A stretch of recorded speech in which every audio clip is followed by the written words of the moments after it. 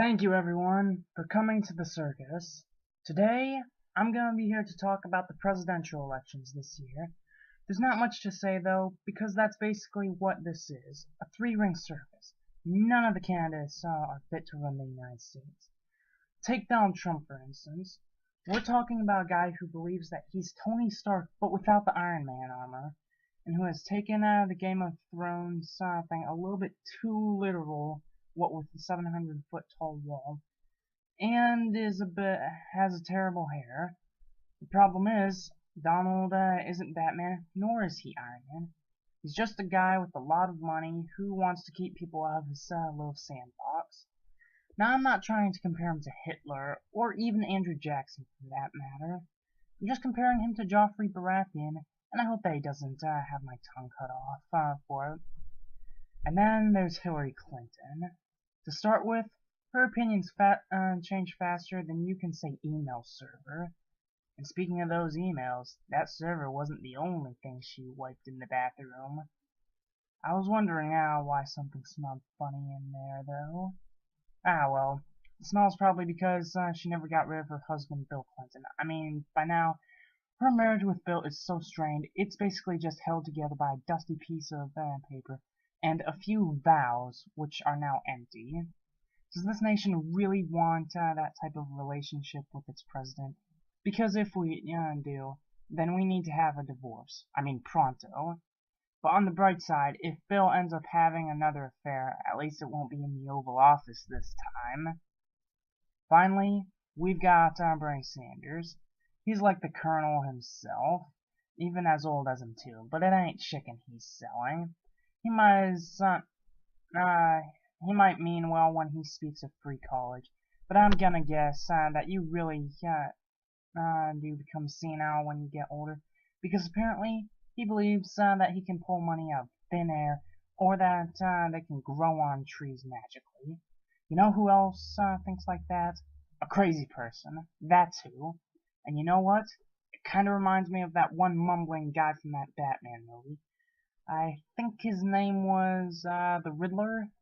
Hold on, let me check. We will take this country back from the corrupt and give it to you, the people of the United States, and I will give you free college. You see what I mean? Besides, he's so old, he'll probably get a heart attack in office anyway, so what's the point of electing him if he's just gonna die? I'd say something about Cruz, but he recently backed out so quick, he elbowed his wife on the way out. He was probably just too scared that the religious zealots kept calling him Lucifer in the flesh, especially since he found out that the actual Satanists took offense to that. Well, if he gets very desperate, maybe he'll just replace Tom Ellis as the devil in Lucifer Season 2. The bottom line, though, is that at this point, deciding on which one to vote is like choosing what type of cancer you'd rather have. Seeing as these candidates are our choices for president, we're already in the toilet, and whoever wins is just gonna flush it. We had a chance to stop this train before it started, but we chose not to. And now we are on the highway to hell, sadly, and it's not the AC/DC kind.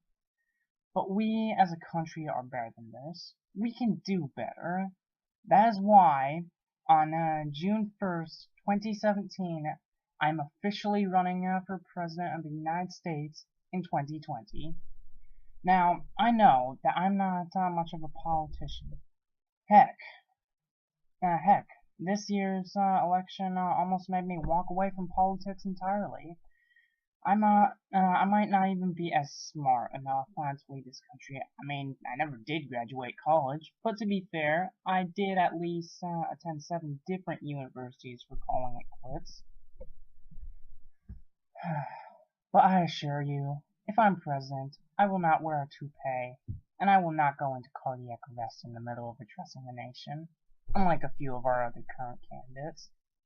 Now, I can't promise to make America great again, because, to be honest, we are far from perfect, face it.